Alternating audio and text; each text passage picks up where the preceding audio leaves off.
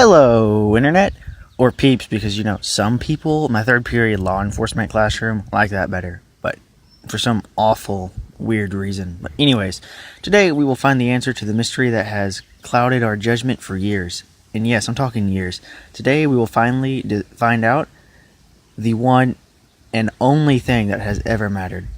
Not just to me, but to the countless others who have failed trying to do this. Unicorns. Yes, that's right. Today's video will focus on if unicorns exist. Let's jump right in. So to first understand the unicorn, let's take a dive into the earliest parts of its history for this beloved creature. I messed up. I'm gonna keep going. Like where its name originated from.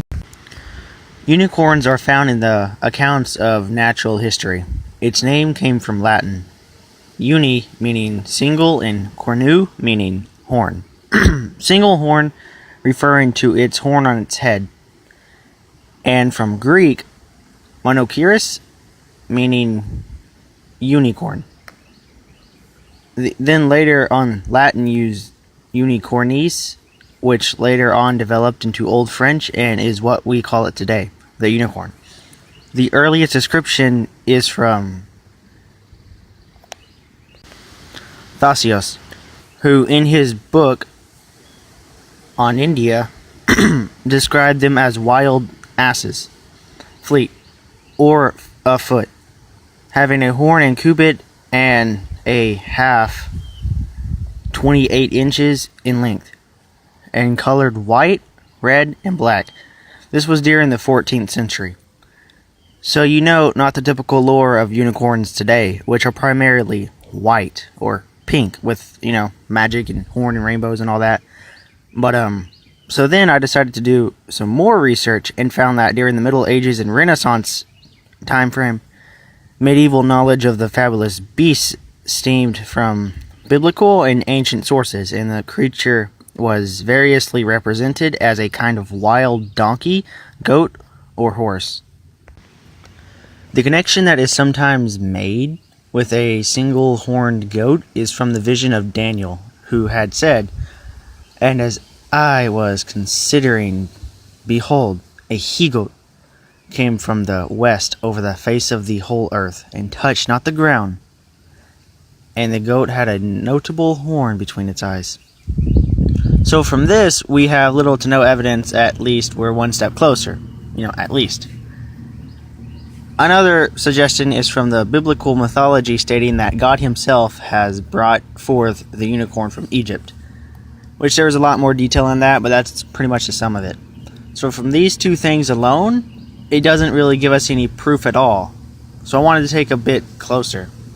As for one suggestion is that the unicorn is based on the extinct rhinoceros species, Elasmotherium. After years of believing unicorns were nothing more than mystical fairy tale creatures, researchers just definitely proved that they did exist.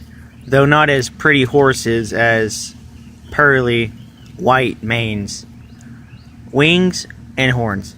Thanks to newly discovered skull fossil found in the Pavlodar discovered skull thanks to the newly discovered skull fossil found in Pavlodar region of Kazakhstan, we now know that the unicorn, or Elasmotherium sibiricum, roamed the planet roughly 29,000 years ago and looked more like a rhinoceros than a horse.